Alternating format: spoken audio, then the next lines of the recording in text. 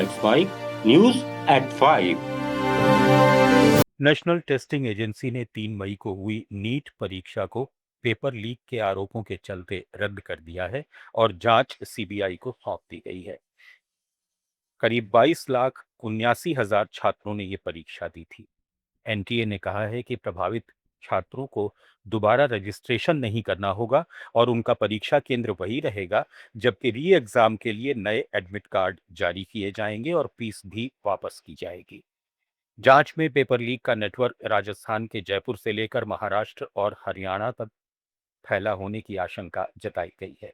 Rajasthan SOG और अन्य राज्यों की संयुक्त जांच में खुलासा हुआ है कि यह नेटवर्क कई राज्यों में सक्रिय था। गेस्ट पेपर के जरिए 100 से ज्यादा सवाल असली परीक्षा से मेल खाने की बात सामने आई है। बिहार में सॉल्वर गैंग का बड़ा खुलासा हुआ है, जहां एक सीट के लिए 60 लाख रुपए तक की डील सामने आई है।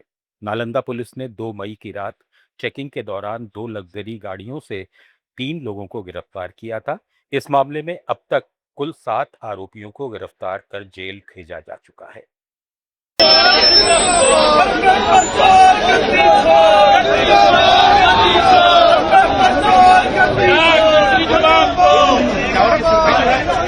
नीट के कई उम्मीदवारों का कहना है कि वे अगले साल नीट की परीक्षा नहीं देंगे। 2024 में भी ऐसा ही हुआ था। इस तरह की खबरों से बहुत ज्यादा मानसिक आघात पहुंचता है।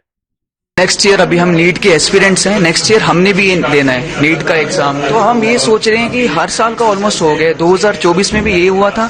उसके बाद हमने देखा था कि 720 वाले कितने रिजल्ट्स आए थे, तो इस बार भी हुआ है। ये उन लोगों के साथ हो रहा है जो लोग काफी मेहनत कर रहे हैं।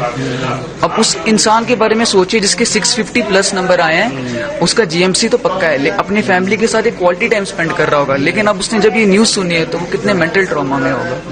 उसकी फैमिली उसके साथ, भले जो कोचिंग है और फैमिली है उनको दिलासा दे सकती है, लेकिन फिर भी वो क्या सोचेंगे। नहीं है। और बहुत बच्चों की होप होती है उन 2 सालों में इतने सैक्रिफाइसेस किए होते हैं सिर्फ वो एक पेपर के लिए, और इतना कुछ करने के बाद अगर ऐसी चीजें हो रही है तो बच्चों के लिए बहुत ज्यादा मेंटली ट्रॉमेटिक है ये सब कुछ। और जिन बच्चों के अच्छा सेफ स्कोर आया जाके वो एक गवर्नमेंट मेडिकल कॉलेज में जा सके, एंड उसके बाद री नीट का सुनना उनके लिए बहुत ज्यादा, उनको अपने आप को समझाने में बहुत टाइम लगेगा कि उनको वापस से नीट दें। राजस्थान के पूर्व मुख्यमंत्री अशोक गहलोत ने राजस्थान की भाजपा सरकार पर नीट घोटाले को छिपाने का आरोप लगाया। जयपुर में अपने निवास पर मीडिया से बातचीत में गहलोत ने कहा कि नीट यूजी परीक्षा रद्द होने से साफ है कि पेपर में बड़े पैमाने पर गड़बड़ी हुई थी, लेकिन भाजपा सरकार ने 2 हफ्ते तक इसे जानबूझकर दबाने की कोशिश की और युवाओं के भविष्य से खिलवाड़ किया। उन्होंने एनटीए के फैसले की सराहना करते हुए कहा कि परीक्षा रद्द कर सीबीआई को जांच सौंपना युवाओं के हित में साहसिक कदम है।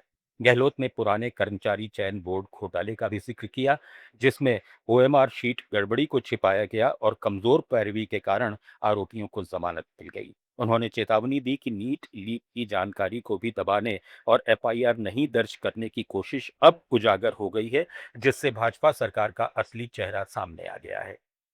बात थी। अब सवाल ये कि 2024 में पेपर आउट हुआ, 25 में हुआ और 26 में हो रहा है। 3 साल लगातार एनटीए से पेपर आउट हो रहे हैं। जब तक आप तय में नहीं जाएंगे तो ये आगे भी ऐसी स्थिति बनती जाएगी। पहले भी जो एग्जाम होते हैं राज्यों में, वहां पे भी राजस्थान सहित मैं जहां तक समझता हूँ शायद उसमें यूपी भी है, गुजरात भी है, हो सकता है एक आधे स्टेट में गलत बोल रहा हूँ, मतलब देहरादून का भी रिपोर्ट आई थी, बिहार से भी आई थी, कई राज्यों से आती रहती है। तो ये जो पेपर लीक के जो गैंग बन गए हैं अलग अलग राज्यों में और राष्ट्रव्यापी, इससे हमारे जो नौजवान पीढ़ी बहुत दुखी है। तैयारी करते हैं, एग्जाम होते हैं, फिर एग्जाम रद्द करने पड़ते हैं। हमें भी राजस्थान एक आउट हो गया, रद्द करना पड़ा था। तो ये बहुत बड़ी समस्या, चुनौती के रूप में हमारे सामने है। न्यूज एट 5 में फिलहाल इतना ही। बने रहिए लेट्स माइक के साथ। आप सुन रहे थे let's make more than radio. Follow कीजिए हमें हमारे सोशल मीडिया प्लेटफॉर्म्स पर। It's time for news. It's time for more than radio. Presenting the first radio news app, Let's Mike. Let's Mike, a news-based app on your phone where you get to watch and listen